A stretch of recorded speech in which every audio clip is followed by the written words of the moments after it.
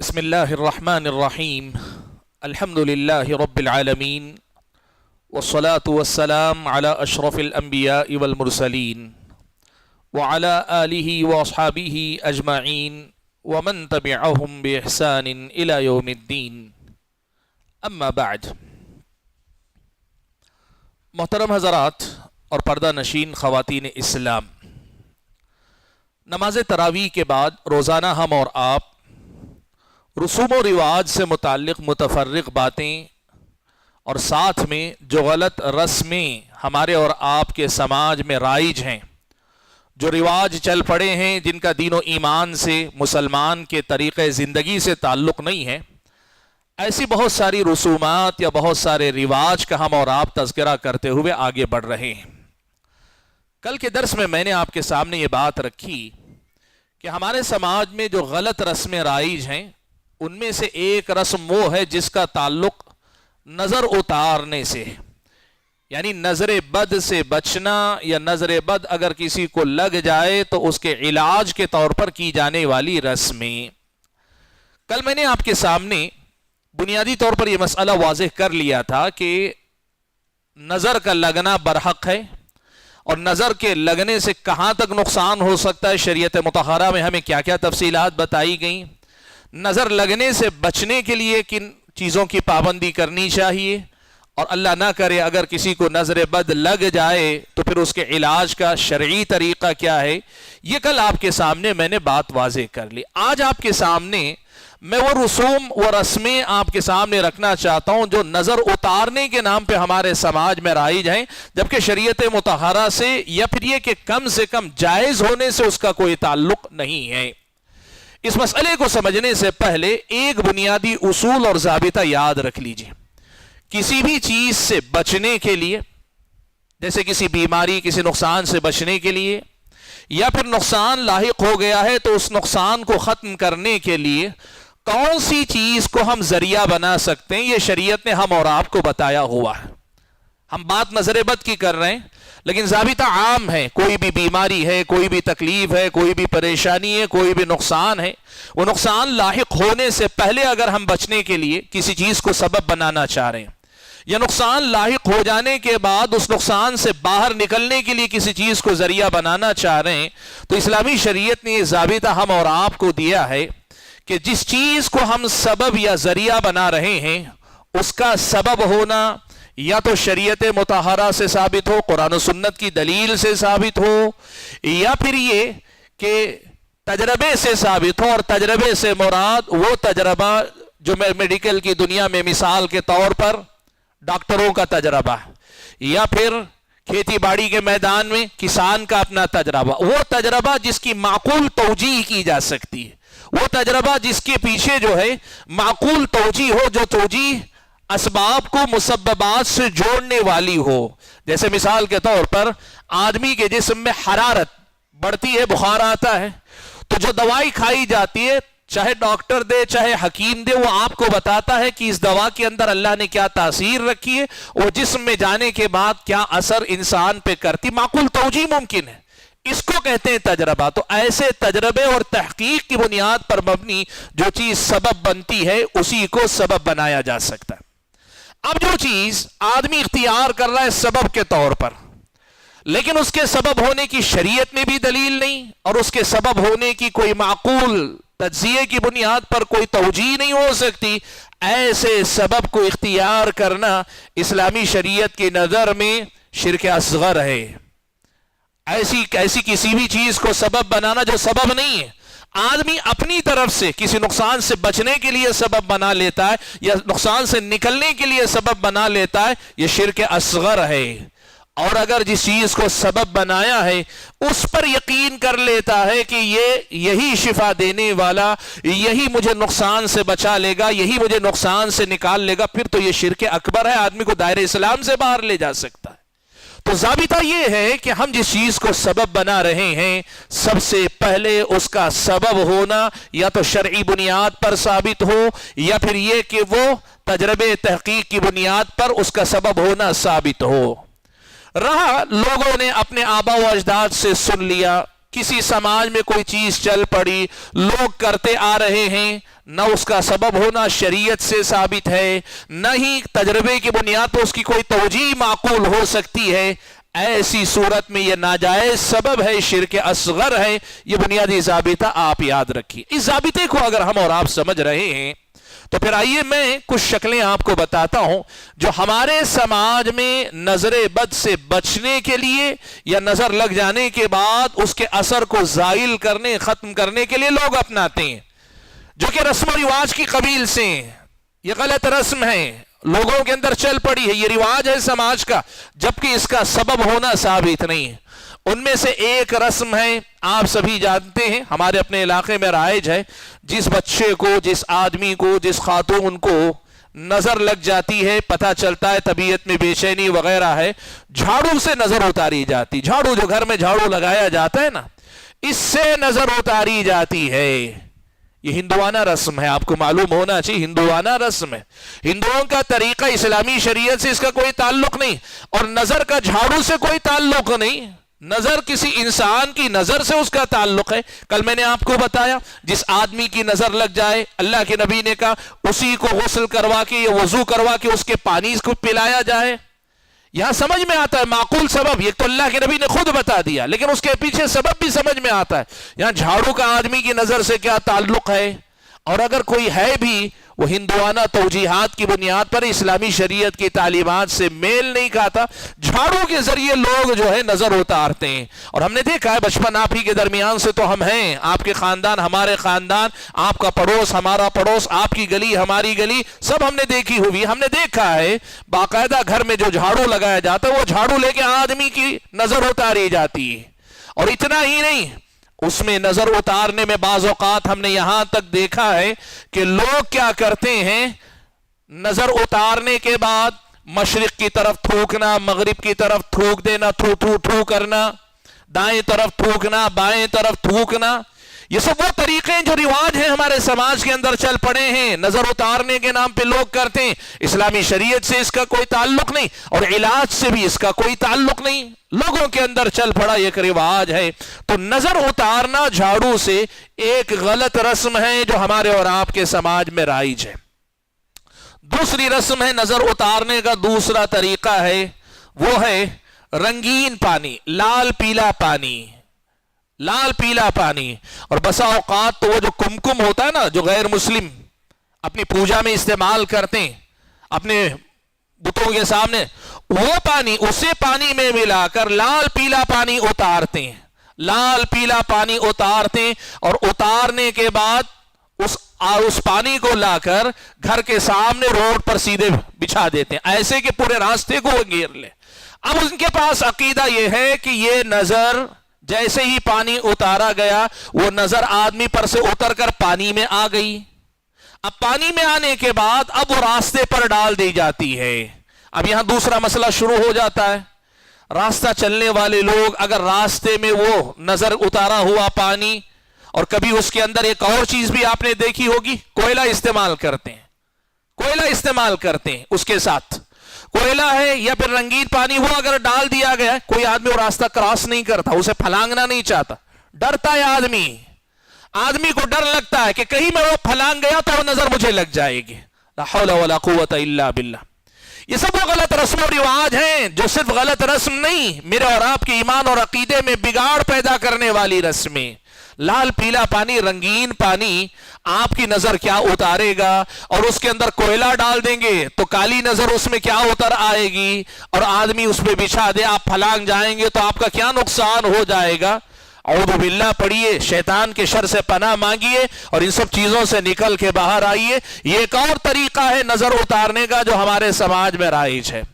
अच्छा, एक और तरीका भी है, तीसरा एक और तरीका आपके सामने, वो है मिर्च के जरिए नजर उतारना। मिर्ची लेते हैं, मिर्च है ना, मिर्च से नजर उतारते हैं लोग, और वो भी उनके पास उसका भी हिसाब है, सूखी मिर्च होनी चाहिए, और बाज लोगों के पास हरी मिर्च होनी चाहिए। अजीब अजीब किस्म की बातें, हरी ताजा मिर्च होनी चाहिए, सूखी मिर्च होनी चाहिए, और बहुत सारे लोग तो नमक से उतारते हैं, और नमक से उतारने के बाद कभी मिर्च कभी नमक, चूल्हा पहले लकड़ी का चूल्हा होता था जिसमें आग जल रही होती, राख जल रही होती, तो लोग क्या करते, नजर उतार कर उसमें डाल देते, कोई भी चीज जिससे नजर उतार रहे हैं उसमें डाल देते। अब नमक जाहिर बात है, जाहिर सी बात है, नमक आग पे डालेंगे तो चिटचिटाएगा, आवाज के साथ फटेगा वो नमक। अब जैसे ही जितने जोरदार अंदाज में नमक टूटता है, लोग कहते हैं इतनी ही बुरी नजर थी, देखो क्या जोरदार अंदाज में नमक फटा। भाई आप अगर सीधे सीधे नमक का बड़ा दाना जो है लें और अगर आप अंगारे पे आम हालात में भी रख के देखें, जितना बड़ा नमक का दाना उतना बड़ा धमाका होता है। लेकिन हमारे समाज में लोगों का मिजाज ये है, नमक या इस जैसी चीजें, कभी मिर्च लेते हैं, उतारते हैं और उसे आग में डाल देते हैं, और डालने के बाद लोग कहते हैं कि नजर उतर गई, चटचटा गया, अगर नमक टूटने लगे, फटने लगे, तो लोग कहते हैं नजर उतर गई, और जितनी जोर की आवाज के साथ फटे, लोग कहते हैं इतनी ही ज्यादा बुरी नजर लगी थी, इतनी ही ज्यादा खराब नजर लगी हुई थी, और ये जो है अब उतर गई, इससे आजादी मिल गई। इतने तरीके आप नजर उतारने के, मैं जैसे हर बार कह रहा हूं आपको, जो मैं बता रहा हूं वो कम है, इसलिए कि मुझे आपके रस्मों रिवाज का बड़ा कम पता है, बचपन से हम आपके दरमियान रहकर भी कम रहे हैं, लेकिन जितना हम जानते हो खुद ताज्जुब के बाइस है। तो आप सोचिए जो हम नहीं जानते, हमारी बूढ़ियां, हमारे अपने जो खवातीन हैं, इल्म से दूर जहालत में जीने वाली, दीनी इल्म से नाबलद खवातीन, उनके यहां क्या क्या रस्म नजर उतारने के और क्या क्या तरीके होंगे। अच्छा, एक और तरीका भी है, इस पर जरा सा और वजाहत के साथ इस मसले को बताना। नजर उतारने के लिए कुछ लोग एक और तरीका उतारते, नजर उतारने नहीं कहिए बल्कि नजर ना लगे उसके लिए इस्तेमाल करते हैं तोगरों का इस्तेमाल। तोगरे आप समझते हैं तोगरे क्या है? यानी जिसमें आयत लिखी हो, कोई दुआ लिखी हो, कोई हदीस के कलिमात लिखे हो, और उसको बाकायदा फ्रेम करके लगा लेना, कभी सुनहरे कागज पर, गोल्डन पेपर पर, और कभी चांदी के पेपर पर, वो लिख कर घर में लगा के रखना, दुकान में लगा के रखना, मकान में लगा के रखना। देखिए इसमें कई किस्म की चीजें हैं। लोग नजर से बचाने के लिए जो लगाते हैं क्या क्या है मालूम? नारियल लगाते हैं, और नारियल पे काला धागा बंधा रहता है, और ये काला धागा कहां बंधा रहता है? घर की दहलीज पर, दरवाजे पे लगा रहता है, बाहर की तरफ और कभी अंदर की तरफ। कई बार तो होता है आपकी गाड़ी जो सवारी नई आदमी खरीदता है ना, नई गाड़ी पे आप देखेंगे सामने काला धागा, खूब इतनी मोटी रस्सी काली जो है लपेट दी जाती। क्यों? का काला रंग नजर तोड़ है। लोगों के पास ये बात मशहूर है, काला रंग नजर तोड़ है। यानी यूं समझिए कि आप कितनी ही खतरनाक नजर हो आदमी की, काला रंग अगर आदमी पे लगा हो, या जगह पे लगा हो, घर पे लगा हो, सवारी पे लगा हो, तो फिर काला रंग उसे जो है रोक लेता है, नजर का असर होने नहीं देता। जहालत है, जहालत इस्लामी शरीयत की नजर में। देखिए बात वाज़े रखिए, इसका सबब होना या तो शरीयत से साबित होना चाहिए, या इसके नजर तोड़ होने की कोई माकूल तौजीह जो असबाब की दुनिया में उसको साबित किया जा सके, ऐसी कोई तौजीह होनी चाहिए। जैसे मैंने मेडिकल या तिब की मिसाल देकर आपके सामने बताए। काले रंग से उसकी क्या निस्बत है? काले रंग से उसकी क्या निस्बत है?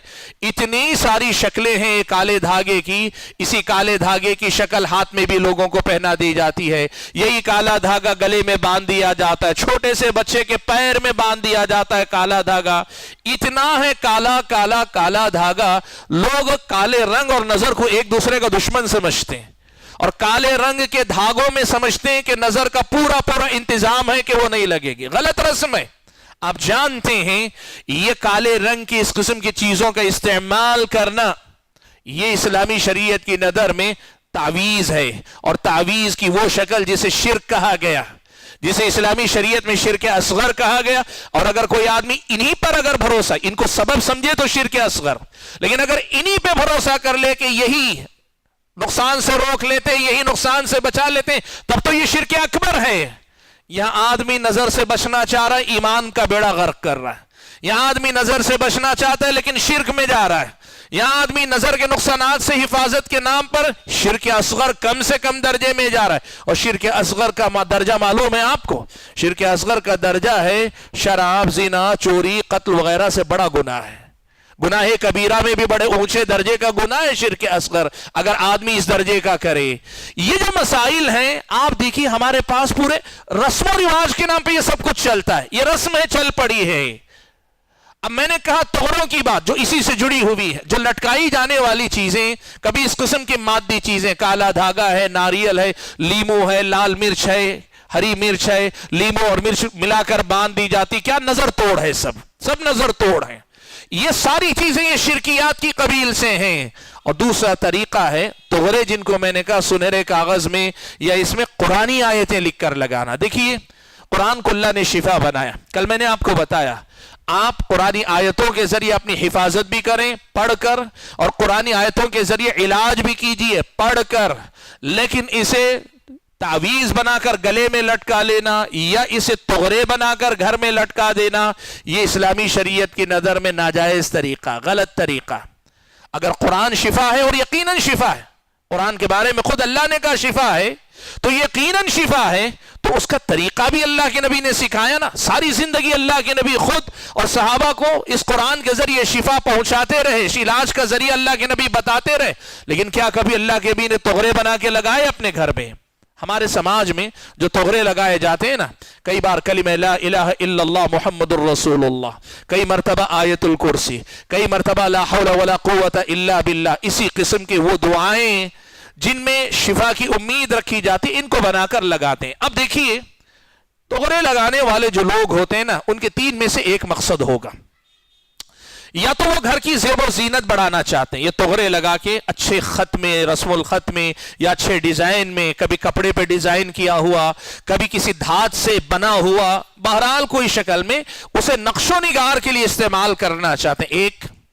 دوسرا مقصد یہ ہے، وہ چاہتے یہ ہیں کہ لگا کر نظر سے یا بلاؤں سے حفاظت کا انتظام کر لیں۔ دوسرا یا تیسرا درجہ یہ ہوتا ہے کہ لوگ اس کو پڑھ کر اس کے ذریعے لوگ کیا کریں، مثال کے طور پر گھر بنا لیا اور گھر پہ لکھ دیا ماشاء اللہ، تاکہ کوئی آدمی آپ کا گھر دیکھے اور اس کے دل میں حسد بھی پیدا ہو، ساتھ میں وہ لکھے ہوئے ماشاء اللہ کو پڑھ لے تو آپ کے گھر کو نظر نہ لگے۔ بارک اللہ لکھ دیا تاکہ آدمی کی نظر پڑے آپ کے گھر کو دیکھ کر اس کی نظر میں وہ حسد کی کیفیت پیدا ہو تو وہ بارک اللہ بھی پڑھ لے، اس کی نظر کا نقصان نہ ہو، تو لوگ یہ سمجھتے ہیں کہ لکھ دینے سے آدمی پڑھ لے گا۔ یہ تین میں سے تینوں باتوں کو سمجھیے۔ تغرہ جو آپ لگاتے ہیں، کسی بھی قسم کا تغرہ آپ لگائیے، اگر اس کا مقصد زیب و زینت ہے تو یاد رکھیے گا قرآن یا احادیث مبارکہ زیب و زینت کی چیز نہیں، بلکہ یہ قرآن کی ناقدری ہے۔ اور اللہ حفاظت فرمائے، دھول مٹی جمع ہو جائے، کبھی چڑیا آئے، کبھی کوئی دوسرا پرندہ آئے، کچھ بھی آ کے جائے، گند اگر اس پہ ہونے لگے، یہ جو ہے دھول مٹی سے اٹا کر ایک طرح سے ناقدری کرنے والی بات ہو جائے گی۔ تو زیب و زینت کی چیز نہیں، ڈیکوریشن کی چیز نہیں ہے قرآنی آیتیں یا پھر احادیث مبارکہ۔ اور اگر آدمی کا مقصد دوسرا ہے کہ وہ ڈیکوریشن نہیں کرنا چاہ رہا ہے، لیکن آدمی چاہ رہا ہے کہ اس کی حفاظت ہو جائے، تو یاد رکھیے تغرے لگانے سے حفاظت نہیں ہوتی، ان کے پڑھنے سے حفاظت ہوتی ہے۔ ان کو پڑھنے سے، آدمی پڑھے اس سے حفاظت ہوتی ہے۔ آپ اگر وہ لگا کر سوچیں گے وہ حفاظت کر لیں گے، یہ جائز نہیں ہے آپ کے لیے۔ اور تیسرا نمبر، آپ یہ سمجھتے ہیں کہ کوئی آدمی دیکھ کر پڑھ لے گا، تو یاد رکھیے گا نیا جب ہوتا ہے، ایک بار دو بار آدمی دیکھ کر پڑھ لے گا، اس کے بعد پھر اسے وہ بھی گھر کی ایک اینٹ کی طرح، وہ بھی گھر کے ایک دریچے کی طرح، وہ بھی گھر پہ لگے ایک کسی بھی زیب و زینت کی چیز کی طرح، ایسا نہیں ہے کہ آدمی جب بھی نظر پڑتی ہے وہ پڑھتا ہے۔ تو یہ تغرے لگا کر یا مختلف قسم کے کلمات لکھوا کر آپ اگر یہ سمجھتے ہیں کہ اس سے آپ نظر سے بچ جائیں گے، یہ نظر سے بچنے کا شرعی طریقہ نہیں، یہ وہ رسم ہے جو ہمارے سماج میں چل پڑی ہے، اس سے پرہیز کرنا چاہیے۔ ہاں، کل میں نے آپ کے سامنے بتایا کہ آپ کوشش کیجئے کہ اپنی جو چیزیں ہوتی ہیں ان کے محاسن، ان کی خوبیوں کو لوگوں کی نظروں سے جہاں تک ہو سکے بچا کر رکھیں۔ اس کے بجائے اگر آپ ایسے غلط طریقوں سے نظر سے بچنے کی کوشش کریں گے، اسلامی شریعت کی نظر میں غلط راستہ آپ اپنا رہے ہیں۔ حاضرین گرامی قدر، بات بہت لمبی ہوگی، میں نے جسے کہا کل بھی اور آج بھی کہہ رہا ہوں، کچھ طریقے میں نے صرف بتائے ہیں۔